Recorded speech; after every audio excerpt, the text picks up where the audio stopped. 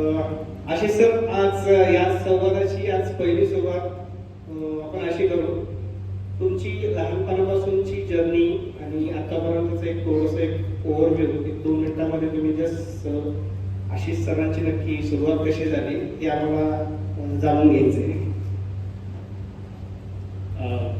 माझी सगळ्यात नॉर्मल घरातले जे सर्वसामान्य विद्यार्थी तशी सुरुवात माझी सुद्धा आहे. लहानपणी ग्राउंडमध्ये खेळणं, 2री ते 5वी ते 10वीपर्यंत मनमोकळे खेळणे हा माझा हे होतं. शाळेत ॲव्हरेज विद्यार्थी होतो. मित्र सगळे चांगले होते. शाळा नॉर्मल मराठी शाळेत झाल्या. त्याच्यानंतर हायस्कूलचं शिक्षण झालं. हायस्कूलमध्ये पण मित्रवर्ग आधीपासूनच चांगला होता. मित्र सर्व मेरिटचे होते, पण मी मेरिटचा नव्हतो. मी त्याच्या खालीच होतो. पण मित्र चांगले होते, सगळ्यांचं हे झालं. त्याच्यानंतर इंजिनिअरिंग केलं. इंजिनिअरिंग माझं BE प्रोडक्शन इंजिनिअरिंग झालं. त्याच्यानंतर मी मास्टर्स केलं. मास्टर्स माझं मास्टर ऑफ इंजिनिअरिंग आहे. माझं स्पेशलायझेशन डिझाईन आणि मॅन्युफॅक्चरिंग आहे. त्याच्यानंतर बऱ्याचशा कंपन्यांमध्ये मी जॉब केला आणि फायनली 13 वर्ष अगोदर मी डिसिजन घेतलं की माझी स्वतःची कंपनी चालू करायची. आणि तेव्हापासून आजपर्यंतचा हा माझा प्रवास आहे आणि आता अजूनही हा चालूच आहे आणि चालूच राहील. माझ्या गरजांबद्दल मला सांगायला आवडेल. माझे वडील हे डॉक्टर आहेत. त्यांनी PhD केलेली आहे. डॉक्टर ऑफ फिलॉसॉफी त्यांनी केलेली आहे ॲग्रिकल्चरमध्ये, डॉक्टर पंजाबराव देशमुख कृषी विद्यापीठातून. ते रिटायर आहेत आता. माझी आई गृहिणीच आहे. पण मला सांगायला आवडेल की आपण सर्वसामान्य घरातूनच आलेलो आहे. माझे वडील पण खूप हालअपेष्टा प्रत्येकाचे आई वडील करत असतात. माझ्या वडिलांचं सुद्धा तसंच आहे, आईचं सुद्धा तसंच आहे. तर त्याची आपल्याला जाणीव असायला पाहिजे. मला एवढंच वाटते आतापर्यंतच्या प्रवासावरून. नक्कीच सर, कारण आपल्याला संधी देणारे हे आपले माता पिता असतात. आणि थोडंसं एक म्हणायचं झालं की जसं आता तुम्ही वाक्य सांगितलं की आई वडिलांसाठी काहीतरी करून दाखवायचं, तर त्यांना आता तुम्ही एक बिझनेस रन करताय. अगोदर एक जॉब तुम्ही करत होता आणि एक सर्वसामान्यांच्या घरामध्ये एक प्रश्न असतो, माझा मुलगा किंवा मुलगी जॉब करते तर त्यांचे आई वडील पण रात्री निवांत झोपतात, पण माझा पोरगा बिझनेस करतोय किंवा बिझनेस करते माझी मुलगी, तर काही सर जॉब बंद करून बिझनेस सुरू करण्याच्या फेजमध्ये काही चॅलेंजेस तुम्हाला आले असतील, नक्कीच आले असतील. तर ते ट्रान्सफॉर्मेशनच्या फेजमधला काळ कसा होता? जॉब क्विट करून बिझनेस स्टार्ट करणं तुम्हाला असं का वाटतं? नॉर्मलच आहे. प्रत्येक जणाच्या आईवडिलांना वाटते की माझ्या मुलांनी चांगला जॉब करावा, चांगल्या पैशाची त्याला नोकरी लागावी, लग्न व्हावं, सगळ्यांनाच वाटते. बाकीच्या सगळ्या प्रोसेस आहेत आपल्या संस्कृतीमध्ये जे दिलेलं आहे ते सगळ्यांना काही चुकत नाही. सगळेजण त्याच्यातून जातच असतात. पण जेव्हा तुम्ही प्रत्येकाचे काही ॲस्पिरेशन्स असतात. मला म्हणजे तुम्ही जस्ट 12वी झालेले आहात आणि तुम्ही या ठिकाणी आलेले आहात म्हणजे तुम्हाला काहीतरी ॲस्पिरेशन आहे. तुम्हाला तुमच्या लाईफमध्ये काहीतरी करायचं आहे. ते तुम्हाला करायचं आहे म्हणून तुम्ही इथे आलेले आहात बेसिकली, राईट? कारण हा रहिवासी प्रोग्राम आहे. जे मला सांगण्यात आलं 3 दिवसाचा रहिवासी प्रोग्राम आहे. आणि रहिवासी प्रोग्राममध्ये तुम्ही जर आलेले आहात ते कौतुक तुमचं करायला पाहिजे की तुम्हाला ते ॲस्पिरेशन आहे की तुम्हाला तुमच्या लाईफमध्ये काहीतरी करायचं आहे. तर आता तुम्ही तुमच्यासाठी टाळ्या वाजवा की तुम्हाला काहीतरी चांगलंच करायचं आहे लाईफमध्ये. आणि तुम्ही त्याच्यामुळे हे ॲस्पिरेशन एक असतं बेसिकली, जे मला सांगायला आवडेल की ॲस्पिरेशन असते प्रत्येक व्यक्तीमध्ये की मला हे करायचं आहे. माझं डे 1 पासून मी जेव्हा मास्टर झालो, मी डे 1ला ठरवलं होतं की I will do my job, I will take the skills what I want and then I will start my own business. Whatever may be the business is, I have not decided की मला हेच करायचं किंवा मला तेच करायचं आहे. But during the phase मी जेव्हा जॉब करत होतो तेव्हा मला अपॉर्च्युनिटीज एक्सप्लोर करता आल्या आणि डोळे ठेवून एक्सप्लोर करायचे असतात अपॉर्च्युनिटीज. ते पण मला एक सांगायला आवडेल किंवा जेव्हा तुम्ही इथे आलेले वेगवेगळे सेशन्स होत आहेत तर you can just note it down की मला काय आवडते. तर त्याच्यानुसार बेसिकली एक ॲस्पिरेशन होतं स्वतःचं काहीतरी करायचं आणि तेच मला ड्राईव्ह केलं basically to switch from job to the entrepreneurship development. Yes, there are challenges but challenges are good. हे ट्रान्सफॉर्मेशन होत असताना बरोबर हे चॅलेंजेस येत असतात आणि काही विद्यार्थी ते चॅलेंजेस नको म्हणून ह्याच्यात ट्रान्सफॉर्मेशन करत नाही. चॅलेंजेस असतात. आता ज्यावेळेस तुम्ही एक एंटरप्रेन्युअरशिप ज्यावेळेस तुमची जर्नी चालू झाली, अर्थात आता 12वीचे जे विद्यार्थी आहेत, 12वीच्या विद्यार्थ्यांची मानसिकता एक असते की सर त्यांच्या मनामध्ये लहानपणापासून असं एक चित्र आलेलं असतं की बिझनेसमन झालं की पैसा पण भरपूर असतो आणि जास्त कामं जॉबवाल्यांना करावं लागतं. म्हणजे काम जॉबवाल्यांनी करायचं, प्रॉफिट मात्र बिझनेस ओनरने घ्यायचा. तर हे 12वीच्या मनामध्ये चित्र असतं. ज्यावेळेस आम्ही पण ज्यावेळेस या फेजमध्ये होतो तसं असं आम्हाला सांगण्यात आलं होतं बिझनेसमधून खूप जास्त पैसे कमवतात आणि काम मात्र जॉबवाला करायला लागतं. तर हे छोटंसं एक मिसअंडरस्टँडिंग तुम्ही 12वीच्या विद्यार्थ्यांच्या मनाला कसं दूर करता? क्वेश्चन असा आहे, जॉबवाल्याला जास्त मेहनत करावी लागते आणि बिझनेस ओनर असे जसे खुर्चीवर आपलं निवांत बसले तसे बसलेले असतात, पैसे घेत असतात. याच्या बाबतीत तुम्ही त्यांच्या मनातला गैरसमज कसा दूर करता? त्याचं वाक्यात उत्तर आहे, खूप सोपा क्वेश्चन आहे शेवटी. मी सगळ्यांना सांगतो, कोणाबद्दल हा क्वेश्चन आहे ते मला सांगा पहिले. 1 2 3 ठीक आहे. बऱ्याच जणांना क्वेश्चन आहे. जो जॉब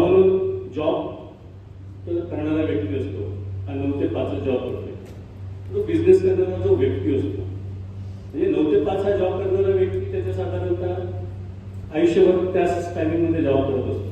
पण बिझनेस मन जो असतो तो सुरुवातीचे त्याचे 5 ते 10 वर्ष ऑलमोस्ट 3 टाइम्स जॉब करतो त्याच्या, म्हणजे दिवस रात्र बेसिकली काम करतो एका वाक्यात सांगायचं. म्हणून तो डाऊन द लाईन जास्त पैसे कमवतो as compared to job. I hope clear झालं सगळ्यांना की नाही झालं? हो की नाही? सुरुवातीला तुम्ही काय करता? पहिले तुमचे 5 वर्ष डिसाईड करते की तुम्हाला डाऊन द लाईन पहिल्या दिवशी कोणालाच बिझनेसमध्ये पण पैसा येत नाही, जॉबमध्ये कन्सिस्टन्स पैसे येतील तुम्हाला, पण बिझनेसमध्ये पहिल्या दिवशी पहिल्या वर्षी नाही येणार पैसे. पण जसा जसा तुमचा वेळ जाईल, जॉबवाल्याचं स्टेप बाय स्टेप इन्क्रीमेंट होतं, पण जसा बिझनेस होतो, बिझनेस हा मल्टिपल टाइम्सनी ग्रो होतो. हे तुम्ही एक लक्षात घ्या. तेव्हा जेव्हा तुम्ही जॉब करता तेव्हा तुमची ग्रोथ ही स्टेप बाय स्टेप होते. मी एक छोटंसं उदाहरण शेअर करतो. Recently happen with me. माझा एक मित्र आहे, कलिग आहे, he is in working with MNC. We are at same age now. माझ्या माझे मित्र आहेत, 1-2 वर्ष कमी जास्त वयाचे. He has told me one thing की आता आशिषपणे तुझा बिझनेस आता ग्रो होईल, पण आम्ही जिथे आहोत आम्ही तिथेच राहू. तर आमचं जो काही पॅकेज किंवा जी सॅलरी आहे आमची तेवढीच राहणार आहे, कारण आमचं वय वाढणार आहे आणि आमची सॅलरी पॅकेज वाढणार नाही. So I hope you got the answer. नक्कीच सर, नक्कीच. आय होप म्हणजे आन्सर तुम्हाला ऍटलिस्ट कोरिलेट तरी आपल्याला आन्सर त्याच्या बाबतीत मिळाले. असं एक महत्वाचा एक मुद्दा असा असतो की लहानपणापासून आपल्या पालकांनी एक अजेंडा तयार केलेला असतो की तुला पुढे जाऊन 10वी करायची, 10वीत मार्क चांगले पाड म्हणजे जरा टेन्शन हलकं होईल. पण बहुतेक तो जरा स्कॅम असतो, कारण त्याच्यानंतर 12वी लगेच येते आणि नंतर पालक म्हणतात 12वीत चांगले मार्क पाड, मग जरा काय हलकं होईल, टेन्शन आलं. तर क्वेश्चन्स आता असा आहे की सर ह्या करिअरच्या काळामध्ये तुमच्या जॉब आणि बिझनेसच्या काळामध्ये पुस्तकाची एक दुनिया, जो सिलेबस आपण अकॅडमीमध्ये शिकलो, अकॅडमी म्हणजे 10वी 12वी पर्यंत पुस्तक एक शिकवतो. अर्थात पुस्तक हे फाउंडेशन आहे, पुस्तकाची एक दुनिया वेगळी आहे आणि प्रत्यक्षात ऑन फील्डवरती गेल्यावरती एक दुनिया वेगळी आहे. याचा तुम्हाला काही अनुभव आला असेल तर तो डेफिनेटली शेअर करा. आम्ही ते सांगण्यासाठी पहिले शारदा कॉमर्स अकॅडमीचं अभिनंदन केलं, कारण this is the skill oriented organization. They are more focusing on skills. पुस्तकी ज्ञान आवश्यकच आहे, त्याला आपण एलिमिनेट करू शकत नाही. आपल्याला डिग्री आवश्यकच आहे, ते आपण एलिमिनेट करू शकत नाही. पण त्याचबरोबर आजच्या या कॉम्पिटेटिव्ह एजमध्ये, जेव्हा आपण AI एजमध्ये आहोत, सध्या व्हॉट्सअप सगळेजण वापरतात, इंस्टाग्राम सगळेजण वापरतात, युट्यूब सगळेजण बघतात. So now this is a digital world. या डिजिटल वर्ल्डमध्ये तुम्ही जेव्हा युट्यूब बघत असाल, तुम्हाला लॉट बरेचसे व्हिडिओच्या ॲड येत असतात, राईट? AI हे आहे, AI ते आहे, losing the job, you can enhance your skills. Most of the time जर तुम्ही असं ऑब्झर्व केलं की तुमच्या युट्यूब किंवा इंस्टाग्राम ॲडमध्ये ते त्याच्यावर फोकस काय करतायत की स्किल इम्प्रूव्हमेंट. सो जो काही तुम्ही शिकता, समजा तुम्ही कॉमर्समध्ये ऍडमिशन तुम्ही घेता, पण त्याच्यातलं तुम्ही नवीन नवीन स्किल अक्वायर करत राहा. नुसतं स्टॅग्नंट राहू नये. तुम्हाला पुस्तकी जा, जेव्हा तुम्ही प्रॅक्टिकल ओरिएंटेड त्याच्यामध्ये शिका, जिथं स्किल तुमचं डेव्हलप होईल त्या टाईपच्या ऑर्गनायझेशन्स मध्ये तुम्ही पुढे जा. So I think Swapnil, skill along with education is going to change. त्याच्यामुळे स्किल इज मस्ट. बरोबर सर. स्किल्स म्हणजे जर एक साधं सिंपल उदाहरण म्हणलं तर कुठल्या पण हजबंडला असा तो पार्टनर हवा असतो की तिला प्रॅक्टिकली स्वयंपाक आला पाहिजे. म्हणजे हा उदाहरण खूप मला पण कोरिलेट करू शकतो की समजा एक सिच्युएशन आली की आज पार्टनरला असा एक पार्टनर भेटला की हो मला स्वयंपाक येतो, स्वयंपाकाची मी सगळी पुस्तकं वाचलीत, पण प्रॅक्टिकली पोहे करायला गेले तर उपीट नाही झालं पाहिजे. This is called skill development. Okay. तर सर या काळामध्ये जसं आता एक शिक्षण पद्धती चालू आहे सर, आता तुम्ही पण ॲज अ बिझनेस ओनर ज्यावेळेस एक तुमची रिस्पॉन्सिबिलिटी असते, तुमच्याकडे पण सर काही विद्यार्थी ग्रॅज्युएट झाल्यानंतर तुमच्याकडे इंटरव्ह्यूला येतात. विद्यार्थी मित्रांनो, प्रश्न नीट नीट ऐका. ज्या वेळेस एखादा ग्रॅज्युएट झालेला विद्यार्थी कुठल्याही स्ट्रीम मधला असू दे, आर्ट्स मधला, कॉमर्स मधला, सायन्स मधला, तर त्याची आता तुम्ही त्याच्याकडे आल्यानंतर तुम्हाला काय अनुभव येतो की ते कितपत तयार असतात किंवा कितपत तयार नसतात. स्पेशली जर तो तुमच्याकडे इंटरव्ह्यूला येतो, तुमचा एक त्यांच्याकडे बघण्याचा एक काय काय अनुभव आतापर्यंत तुम्हाला आलेला आहे? मोस्ट ऑफ द टाइम्स सध्याच्या सिच्युएशन मध्ये बरेचसे विद्यार्थी येत नाही. म्हणजे बरेचसे काही जण अप्लाय करतात, बट कॅज्युअल असते, घेतला रिझ्यूम पाठवला, घेतला आणि पाठवलं, बस तेवढं त्यांचं काम असते. बट जो सिरियसली काम करणारा विद्यार्थी असतो तो पूर्ण स्टडी करतो. माझी एक इंटर्नशिपचा एक विद्यार्थी आहे, म्हणजे सध्या पण माझ्या ऑर्गनायझेशनमध्ये एक इंटर्नशिप मॉडर्न कॉलेजचा एक विद्यार्थी आहे, BSc कॉम्प्युटर सायन्सचा. सेकंड इयरलाच आहे, म्हणजे अजून त्याचं BSc कम्प्लीट झालेलं नाही, इज इन सेकंड इयर. मी त्याची केस स्टडी तुम्हाला शेअर करतो, म्हणजे तुम्हाला आणखी लक्षात येईल की तुम्हाला काय करायला पाहिजे तुमच्या लाईफमध्ये. जेव्हा तुम्ही कुठल्याही स्किलला ऍडमिशन घ्या, वेदर इट इज कॉमर्स, म्हणजे ज्या कुठल्या स्किलला तुम्ही ऍडमिशन घ्या, तुम्ही कुठल्याही स्किलला ऍडमिशन घेतलं पहिल्या वर्षी, आता हा विद्यार्थी सेकंड इयरला गेला, सेकंड इयरला सगळ्यांना इंटर्नशिप ही कंपल्सरी असते, म्हणजे कॉलेजेस आणि युनिव्हर्सिटीनुसार त्याच्यानुसार. या विद्यार्थ्यांनी काय केलं, जो माझ्याकडे आला, त्यांनी त्याच्या कॉलेजच्या पेरिफेरीच्या 7 किलोमीटर पेरिफेरीचं डिस्टन्स त्यांनी गुगलला टाकलं आणि त्यांनी टाकलं की IT companies in near by college in 7 kilometre periphery. मुलींनी जास्त लक्ष द्या, मुलांनी पण जास्त लक्ष द्या. जर तुम्हाला इंटर्नशिप, जर तुम्हाला रेडी स्किल्स व्हायचे असतील, तुम्हाला तुमचं स्किल रेडी व्हायचं, तुम्हाला बाकीच्यांपेक्षा कॉम्पिटिशनपेक्षा समोर जायचं असेल, तर तुम्ही ही स्ट्रॅटेजी वापरू शकता. स्ट्रॅटेजी सिम्पल होती, गुगलला टाकलं म्हणजे ज्या काही companies in my area, simple तुम्ही 7 किलोमीटरचा काहीतरी एरिया टाकला तिच्या कॉलेजच्या याच्यामध्ये, त्याच्यामध्ये आमची कंपनी आली. त्या कंपन्यांना प्रत्येकी त्यांनी स्वप्नील दुकान दिली की कॉल, वेबसाईटवरून नंबर घेऊन त्यांनी कॉल केले त्या कंपन्यांना किंवा सर मी असं विद्यार्थी आहे, मला इंटर्नशिपची आवश्यकता आहे, तुमची कंपनी देते. आणि we are one of them. माझाच नंबर वेबसाईटला आहे, त्याच्यामध्ये त्यांनी मला कॉल केला आणि out of that he come then we interview we find it out की विद्यार्थी ओके आहे, ही इज प्रोएक्टिव्ह. तुम्हाला काय असायला पाहिजे, तुम्हाला चॅनल्स असायला पाहिजे, तुम्हाला हुशार असणं गरजेचं नाही. तुम्हाला तुमची स्ट्रॅटेजी डिफाईन करता आली पाहिजे की मला हे करायचं आहे, तर हे करायसाठी मी काय काय स्टेप केलं पाहिजे. त्यांनी पहिली स्टेप काय केली, ड्युरेट डिस्टन्स फाइंड आउट केलं की 7 किलोमीटर, मी 7 किलोमीटरपर्यंत कम्फर्टेबल आहे, मी मला त्याच्यापेक्षा बाहेर पण जाऊ शकत नाही. XYZ त्याचे काही पॅरामीटर्स आहेत. त्यांनी आयडेंटिफाय केलं मला या टाईपच्या कंपनीमध्ये जायचं जिथे मला शिकायला जास्त मिळू शकते. तिथे त्यांनी सेकंड इयर कॉल्स केले, ईमेल पाठवले आणि नंतर तो तिथे प्रत्यक्ष इंटरव्ह्यूला गेला. तर ही स्ट्रॅटेजी तुम्ही अवलंबली. He has completed 45 डेजचा त्याचा इंटर्नशिप होते. He has completed it. आणि he was mind blowing. I like that approach. जर तुम्ही सगळ्यांनी हा अप्रोच जर केला, प्रोएक्टिव्ह, याला म्हणतात प्रोएक्टिव्ह, तर तुम्हाला घरी बसून तुम्हाला कोणी आनंद देणार आहे का इंटर्नशिपचा? ज्या तुम्ही कॉलेजमध्ये तुम्ही काम करत असाल तिथे तर ती ऑर्गनायझेशन तुमच्यासाठी काम करत असते. त्याचबरोबर आपलं ऍज अ विद्यार्थी हे पण एक काम असते की आपण स्वतःहून प्रोएक्टिव्ह त्याच्यामध्ये उतरलो पाहिजे, ह्या गोष्टी फाइंड आउट केल्या पाहिजे, तर तुम्हाला जास्त अपॉर्च्युनिटीज डेव्हलप होतील याच्यामध्ये. कळालं की नाही कळलं हे सांगा मला. जोराने सांगा मला ऐकून. पण तुम्ही तसं करायला पाहिजे. आता जेव्हा तुम्ही हा घेतलेला आहे म्हणजे any type of situation you have to be proactive. You make a plan. तुम्ही तुमचा प्लॅन बनवा. मला हे करायचं आहे, 1 2 3 4 पॅरामीटर्स आहेत and I will follow that parameter. Definitely you are going to get the result. I hope I answer your question.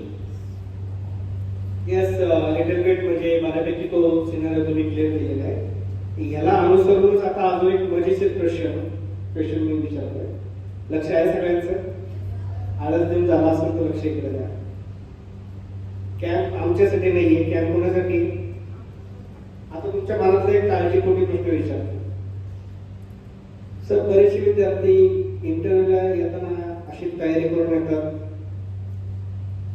सकाळ सकाळी मंदिरात जाऊन येतात की देवा आज माझा सिलेक्शन होऊ दे. स्पेशली असं अजून करा सर, एखादा फ्रेशर विद्यार्थी तो आत्ताच ग्रॅज्युएट झालेला आहे, सकाळ सकाळी तो एक नाही 2 मंदिरात जाऊन आलाय, आता सिलेक्शन झालं पाहिजे.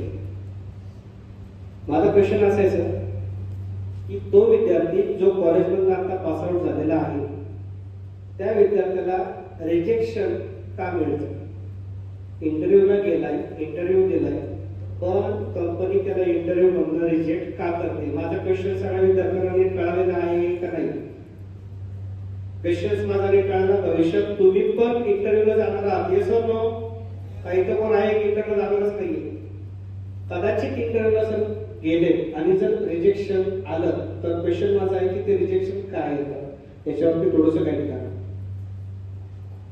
रिजेक्शन स्वाभाविक म्हणजे होऊ शकतं. असं काही नाही की सगळेजण रिजेक्शन हे येऊ शकतं. ठीक आहे, रिजेक्शन यासाठी कुठलं स्पेसिफिक कारण आपल्याला सांगता येईल. मल्टिपल कारण त्याच्यामध्ये असू शकतात.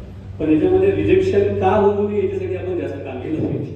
रिजेक्शन आले तर दॅट वॉज गुड. मला पण माझ्या लाईफमध्ये बरेचसे रिजेक्शन्स आले. मला पण वाटत होतं की मला या कंपनीमध्ये सिलेक्शन माझं झालं पाहिजे. माझ्याकडे सगळंच होतं. माझ्याकडे डिग्री मेरे पास सब था, मेरे पास डिग्री थी, मेरे पास एक्सपीरियंस था, मेरे पास सब था, but we were selecting. So it's not always that की we can get selected. But rejections आलं. रिजेक्शन्ससाठी preparation, yes definitely preparation is आवश्यक आहे. प्रिपरेशन तुमच्या कुठल्याही इंटरव्ह्यू असतो जसं आपण परीक्षेची प्रिपरेशन करतो तसंच इंटरव्ह्यूची प्रिपरेशन पाहिजे. ज्या कंपनीमध्ये चाललं ती कंपनी काय करते, तिचे प्रोडक्ट्स काय आहेत, तिच्यामध्ये कुठल्या टाईपचे ते त्यांचं स्ट्रक्चर काय आहे, बऱ्याचशा गोष्टी वेबसाईटला दिलेल्या असतात. बरेचसे जण बघतच नाही की त्याच्या वेबसाईटला प्रोडक्ट काय आहे. आणि किंवा हा एक वन ऑफ द पार्ट आहे. दुसरं की ज्या पोझिशनसाठी ते चालले, सपोज मी सेल्सवाल्यासाठी इंटरव्ह्यू घेतोय आणि तो माझ्याबरोबर मार्केटिंगचं बोलतोय किंवा मी मार्केटिंगचं केलं तुम्हाला वेगळंच ते बोलतोय, देन त्याच्यावर त्यांचा अभ्यास नसतो बेसिकली. तर अभ्यास हा त्या इंटरव्ह्यू प्रोसेससाठी पण आपण करायलाच पाहिजे. तरच अभ्यास कसा आहे की अभ्यास म्हणजे काय तुम्हाला पुस्तक घेऊन बसायचं नाही किंवा तुम्हाला रट्टा मारायचा नाही. जनरल अवेअरनेस जसे तुम्ही युट्यूब पाहता तसे त्या कंपनीचे काही असतील पेजेस असतील ते तुम्ही बघा, चाळा, त्याच्यातून तुम्हाला 2 गोष्टी माहिती होतील. आणि याच्यामध्ये आणखी मेन जो असतो तो तुमचा ऍप्टिट्यूड असतो. तुम्हाला कोणती कंपनी जेव्हा तुम्ही जाते तुमच्या स्किल्स, तुमच्या ऍप्टिट्यूड, तुमचा प्रॉब्लेम सॉल्विंग स्किल्स ह्या त्या बघितल्या जातात मोस्ट ऑफ द टाइम. ह्या जर तुम्ही प्रिपेअर करून जर व्यवस्थित केले तर आहे डोंट थिंक की तुम्हाला rejection you will get the job. All those were present here. तुम्हाला सगळ्यांना पहिल्याच इंटरव्ह्यू मध्ये जॉब मिळू शकतो. नक्की सर, युद्धाचं प्रिपरेशन तयार करून गेलो म्हणजे इंटरव्ह्यू म्हणजे एक युद्धच असतं सर. ऐकू येते? इंटरव्ह्यू म्हणजे एक युद्धच असतं. सरांनी तो बरोबर चांगला मेसेज सांगितला. त्या युद्धाची तयारी करून गेलं तर रिजेक्शनचे चान्सेस ऑलमोस्ट नाहीच्या बरोबर होतात तयारी करून गेलं. सर, याच प्रसंगावरती अजून एक क्वेश्चन आता त्याच्यामध्ये आहे की आता सर तुमच्या कॉलेजच्या काळात म्हणजे तुमच्या कॉलेजचं मी स्पेसिफिक शेवटचं वर्ष थोडंसं हायलाईट करायचंय मला. तुमच्या कॉलेजच्या काळामध्ये तुमच्याकडून कॉलेजने अशी काही तयारी करून घेतली होती का की इंटरव्ह्यूचा सामना कसा करायचा असतो, कंपन्यांना तुमचे स्किल्स लागतात? माझा क्वेश्चन नीट ऐकू येतोय विद्यार्थ्यांना? माझा क्वेश्चन असा आहे की कॉलेजने तुमच्या शेवटच्या वर्षामध्ये तुमच्याकडून इंटरव्ह्यूची तयारी करून घेतली होती का? तो येस नो मध्ये क्वेश्चन असेल. नसेल तर आपल्याला काही म्हणता नाही यायचं. पण जर नसेल केलेली तर त्याचा काही त्रास तुम्हाला पुढे करिअर मध्ये जाणवला का? आमच्या कॉलेजमध्ये म्हणजे डिग्रीला होतो तेव्हा आमचे प्लेसमेंट वगैरे असं सध्या तेव्हा ॲट टाईम होतो basically you have to come out of the college and go to the field kind of the job. जेव्हा मी मास्टर्स केलं यस मास्टर्स करताना आमच्या कॉलेजमध्ये आम्हाला प्रोव्हाइड करायचे group discussions, how to face interview, how to talk also, basic काही sessions असतात ते घेतले होते. बट आपण त्याचं practice is needed for that session also. तसं अभ्यास मी म्हणतो की अभ्यास आज पण अभ्यास हा करावाच लागतो. म्हणजे आज जरी मी जरी असतो माझं पर्टिक्युलर माझं उदाहरण देतो western I was there for 2 hours of learning program. So काल पण मी एका लर्निंग प्रोग्राम होता it was a Sunday but still I want to enhance my skills right. So I don't want to get obsolete in the market. So मी माझी investment केली काल 2 तासाची. Yes definitely I think I learn from that. So yes interviews म्हणजे काही कॉलेजने provide केलं होतं आम्हाला सुद्धा त्याच्यामध्ये. स्पेसिफिक मला एखादा इन्सिडेंट थोडासा हायलाईट करायचा आहे. काही रिजेक्शन्स तुम्हाला आले इंटरव्ह्यूला रिजेक्शन झालं तुम्ही स्पेशली आपल्या करिअरमध्ये काही महत्त्वाचे दिवस आहेत ते कधी आपल्या डोक्यात विसरले जात नाही. मला फक्त तो दिवस फक्त थोडंसं तुमचा अनुभव शेअर करा. तुमच्या मनामध्ये काय काय विचार येत होते. क्वेश्चन्स नीट ऐका मित्रांनो. बॉईज गर्ल्स क्वेश्चन असा आहे ज्या दिवशी तुमचा पहिला इंटरव्ह्यू असा झाला की ज्याच्यात तुम्हाला रिजेक्शन भेटलं आणि संध्याकाळी रात्री झोपताना तुमच्या मनात काय चालू होतं. That was I am asking about first rejection. आणि त्या दिवशी रात्री झोपताना तुमच्या मनात काही विचार आले होते का नव्हते. मग ते समोरच्या कंपनीचं चुकलं का स्वतः माझं काही चुकलं असे काही विचाराचं युद्ध डोक्यात चालू होतं का. तर तो थोडासा अनुभव आम्हाला शेअर करा. रिजेक्शन्स मला पहिल्या जॉबसाठी नाही आलं. पहिल्या जॉब मला माझ्या मित्रांनी रेफर केलं होतं. देअर वॉज अपॉर्च्युनिटी 2005 तेव्हा मी चालू केलं माझं career as he has told interview की 20 वर्ष मी 2005 मध्ये पहिला इंटरव्ह्यू दिला होता तेव्हा घेतलं. बट आफ्टर दॅट माझा एक्सपिरियन्स झाल्यानंतर मी जेव्हा इंटरव्ह्यूला दुसऱ्या कंपन्यांमध्ये गेलो डेफिनेटली मला बऱ्यापैकी म्हणजे बऱ्याच कंपन्यांनी मला रिजेक्ट केलं होतं. पहिलं माझं रिजेक्शन असं होतं की माझ्याकडे सगळंच होतं. माझ्याकडे डिग्री होती, माझ्याकडे एक्सपिरियन्स होता, माझ्या काम करण्याचा अनुभव होता, सगळ्या गोष्टी माझ्याकडे होत्या. इव्हन जसं पॅकेजचं रिलिंग्स असतात पॅकेजेस ऑल्सो लाईनअप म्हणजे त्या कंपनीच्या लाईनअपमध्ये होतं. बट रिजेक्शन झालं. So why that I don't know म्हणजे टिल आय डोंट नो. आणि नंतर तो रात्रीच्या वेळेस विचार करताना असं काय नव्हतं.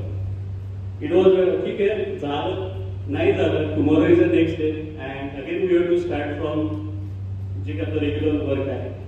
सो रिजेक्शन आलं तर मी पहिल्या दिवशी ठरवलं होतं. आता पण आम्हाला रिजेक्शन्स येतात. So rejections is a part of the journey.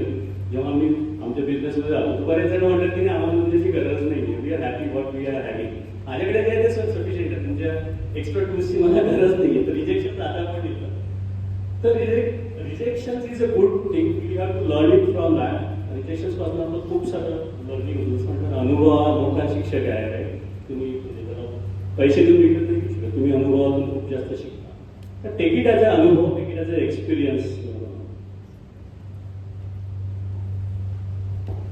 That was a nice feedback. बरोबर ते रिजेक्शन मधनंच आपल्याला बरंचसं शिकायला मिळतं.